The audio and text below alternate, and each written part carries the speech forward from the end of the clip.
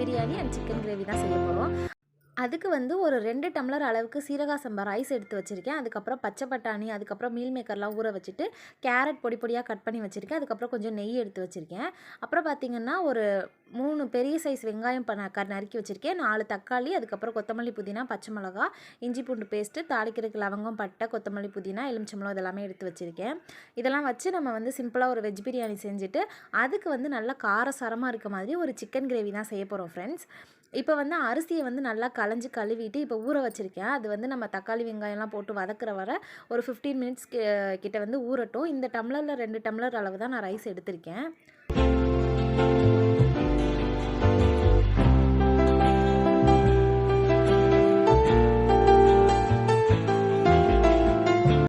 இப்போ வந்து நம்ம ஸ்டவ்வை ஆன் பண்ணிவிட்டு நம்ம பிரியாணி செய்ய போகிற அந்த பாத்திரத்தை எடுத்து வச்சிடலாம். இப்போ வந்து நான் ஒரு கோல்டு வின்னர் ஆயில் வந்து ஒரு 3 டேபிள் ஸ்பூன் வந்து ஊற்றிக்கிறேன். அதுக்கப்புறம் வந்து கொஞ்சமாக நம்ம நெய் சேர்ப்போம். அதனால 3 ஸ்பூன் அளவுக்கு வந்து நான் ஆயில் விட்டுக்கிறேன்.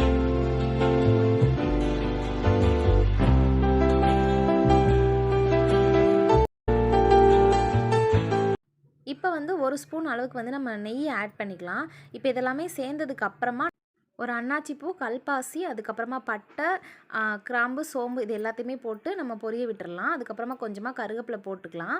இதெல்லாமே நல்லா வெடித்ததுக்கப்புறமா நம்ம வந்து நறுக்கி வச்சுருக்க வெங்காயம், பெரிய வெங்காயத்தை வந்து போட்டு நல்லா பொன்னிறமாக வர வரைக்கும் வதக்கிக்கலாம். அடுப்பை வந்து சிம்மில் கூட கொஞ்சம் வச்சுக்கோங்க. இல்லைனா ஒரு 3/4 அளவுக்கு வச்சுக்கிட்டிங்கன்னா கரெக்டாக இருக்கும் அந்த வெங்காயம் வந்து வெந்து வர்றதுக்கு.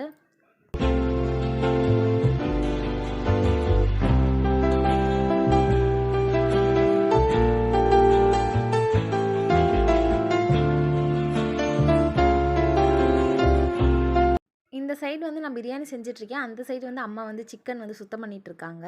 சிக்கன் கிரேவி பண்ணலாம் அப்படின்னு சொல்லிட்டு சின்ன வெங்காயம், தக்காளி அதுக்கு தேவையானதெல்லாம் அந்த சைடு நறுக்கி வச்சுட்டாங்க. இந்த ஸ்டேஜில் வெங்காயம் நல்லா பொன்னிறமாக வதங்கினதுக்கப்புறமா நம்ம வந்து நறுக்கி வச்சுருக்க தக்காளியை போட்டுக்கலாம்.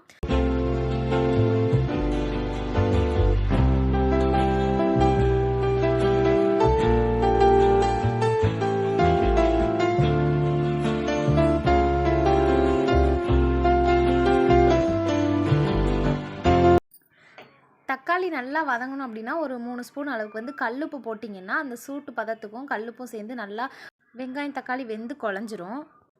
இது போட்டு ஒரு நிமிஷம் நல்லா நீங்கள் வதக்குனீங்க அப்படின்னா கொஞ்சம் நேரத்தில் எல்லாமே சேர்ந்து நல்லா வதங்கிடும்.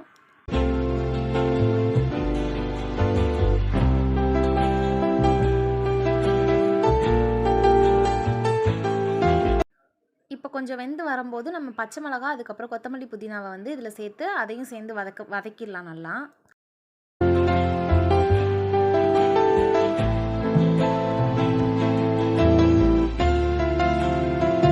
இந்த பதத்தில் இஞ்சி பூண்டு பேஸ்ட் ஒரு 3 ஸ்பூன் அளவுக்கு சேர்த்துட்டு நல்லா அடி பிடிக்காமல் அதை வதக்கி விட்டுக்கலாம். ஒரு டிப்ஸ் என்னென்னா, இஞ்சி பூண்டு பேஸ்ட்டு போட்டுட்டு ரொம்ப நேரத்துக்குலாம் வதக்கிட்டு இருக்க வேணாம். போட்டுட்டு ஒரு 2-3 கிண்டி விட்டுட்டு அதுக்கப்புறம் நம்ம போட வேண்டிய எல்லாத்தையுமே சேர்த்துடலாம். இப்போ மீல் மேக்கர் வந்து ஊற வச்சுருக்கேன். அதை நல்லா புழிஞ்சு விட்டுட்டு அதில் உள்ள தண்ணி எல்லாத்தையுமே புழிஞ்சு விட்டுட்டு நீங்கள் இந்த நம்ம வதக்கின மசாலாலாம் ஆட் பண்ணிக்கோங்க. இப்போ மீல் மேக்கர் போட்டு நல்லா அடிப்பிடிக்காத மாதிரி கிண்டி விட்டுக்கலாம். இதை லைட்டாக 2 கிண்டிட்டு நான் பச்சை பட்டாணி ஊற வச்சுருந்தேன். இப்போ பச்சை பட்டாணி எடுத்து நான் நைட்டே ஊற வைக்கல பச்சை பட்டாணியை. இது செய்கிற ஐடியாவே இல்லை, காலையில் தான் ஊற வச்சுருந்தேன். அதனால் பச்சை பட்டாணி மட்டும் லைட்டாக வேகலை. நீங்கள் செய்கிறீங்க அப்படின்னா முன்னாடி நைட்டே நீங்கள் ஊற வச்சிட்டிங்கன்னா நல்லா சாஃப்டாக பச்சை பட்டாணி வெந்து நம்மளுக்கு கிடச்சிரும். ஸோ இப்போ நான் மீன் மேக்கர் பச்சை பட்டாணி எல்லாத்தையுமே ஆட் பண்ணிவிட்டேன். இது ரெண்டும் ஆட் பண்ணதுக்கப்புறமா என்ன செய்ய போகிறேன்ட்டா, கேரட் பொடி பொடியாக நறுக்கி வச்சுருக்கேன். அதை எடுத்து நம்ம மிக்ஸ் பண்ணிக்கலாம்.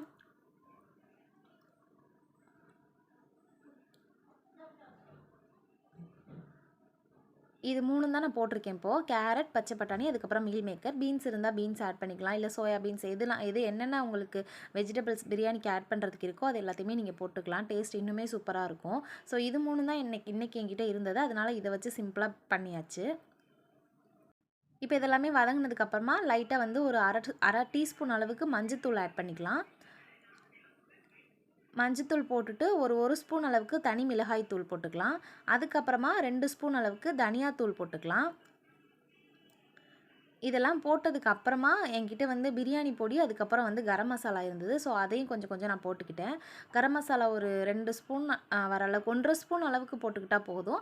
அதுக்கப்புறம் பிரியாணி மசாலா ஒரு 2 ஸ்பூன் அளவுக்கு போட்டிங்கன்னா போதும். ஸோ மஞ்சத்தூள், மல்லித்தூள், தனி மிளகாய் தூள், கரம் மசாலா, அதுக்கப்புறம் பிரியாணி மசாலா இதெல்லாம் தான் நம்ம இதில் போட்டிருக்க மசாலா. அதுக்கப்புறம் எப்பயும் போல் இஞ்சி பூண்டு பேஸ்ட்டு, அதுக்கப்புறம் நெய் இதெல்லாமே போட்டிருக்கோம். பிரியாணி நல்லா வரும் அப்படின்னு எக்ஸ்பெக்ட் பண்ணுறேன். இப்போ இதை நல்லா கிண்டி விட்டதுக்கப்புறமா நம்ம ஊற வச்சிருந்த ரைஸ். ஸோ இப்போ இவ்வளோ நேரம் நான் வெங்காயம் தக்காளி எல்லாம் வதக்கி வர வர அந்த ரைஸ் வந்து ஊறிட்டு இருந்துச்சு. கொஞ்சம் கொஞ்சமாக அதில் எடுத்து ஆட் பண்ணிவிட்டு கிண்டி விட்டுடலாம் இப்போ அரிசியை. இப்போ இதெல்லாமே நல்லா மிக்ஸ் பண்ணி கிண்டி விட்டுட்டு, நான் அரிசி எடுத்த அந்த டம்ளரில் 4லேருந்து 5 டம்ளர் தண்ணி எடுத்துக்கிட்டேன். தண்ணி ஊற்றிட்டு உப்பு பார்த்துட்டு லெமன் புழிஞ்சு விட்டுட்டு, அதை வந்து ஒரு 5 மினிட்ஸ் வந்து மூடி போட்டு நான் ஆனில் வச்சு வேக வச்சுட்டேன். அதுக்கப்புறம் தண்ணி வற்றி வரும்போது தம்மில் போட்டாச்சு பிரியாணியை. இந்த சைடு பார்த்திங்கன்னா சிக்கன் கிரேவி சூப்பராக ரெடி ஆகிட்டு இருக்குது. அந்த சைடு அடுப்பு நான் வந்து ஆஃப் பண்ணிட்டு தம்மில் போட்டுட்டேன் பிரியாணியை. ஸோ அவ்வளோதான். 15 மினிட்ஸ் தம் போட்டதுக்கப்புறமா சூப்பராக ரெடி ஆயிடுச்சு வெஜ் பிரியாணி. செம்ம ஸ்மெல்லு. நான் இவ்வளோ நல்லா வரும்னு எக்ஸ்பெக்ட் பண்ணவே இல்லை. கண்டிப்பாக நீங்கள் எல்லாருமே ட்ரை பண்ணி பாருங்கள். நான் இன்க்ரீடியன்ட்ஸ் எல்லாமே டிஸ்கிரிப்ஷனில் கொடுக்குறேன். Veg biryani with chicken gravy combo எப்படி இருந்ததுன்னு சாப்பிட்டு பார்த்துட்டு கமெண்ட் பண்ணுங்கள் ஃப்ரெண்ட்ஸ். இப்போ அவ்வளோதான். சூடாக நம்ம வந்து இருக்க சிக்கன் கிரேவியை இன்னொரு பாத்திரத்துக்கு ஷிஃப்ட் பண்ணிவிட்டு பிரியாணியை வந்து ஓப்பன் பண்ணி நம்ம சாப்பிட வேண்டியதான். ஸோ சூப்பராக ரெடியாக இருந்துச்சு.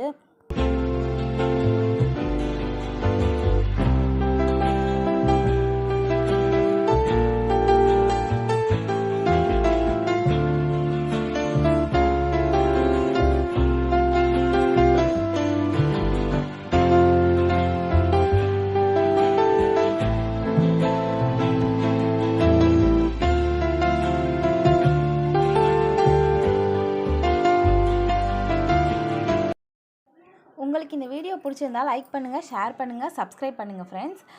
நான் எனக்கு பிடிச்ச ஈரால் அதுக்கப்புறம் சிக்கன்லாம் எடுத்து ரெடி ஆகிட்டேன் சாப்பிட்றதுக்கு. அதுக்கப்புறம் கொஞ்சமாக எனக்கு வெங்காயம் நறுக்கி சாப்பிட ரொம்ப பிடிக்கும். அதனால் சின்ன வெங்காயம் ஒரு 2 வந்து குட்டி குட்டியாக கட் பண்ணியாச்சு. ஸோ நான் இப்போ சாப்பிட போகிறேன். ஐ ஹோப் நீங்கள் எல்லோரும் சாப்பிட்ருப்பீங்க. ஸோ நம்ம நெக்ஸ்ட் வீடியோவில் பார்க்கலாம் காய்ஸ். பாய்.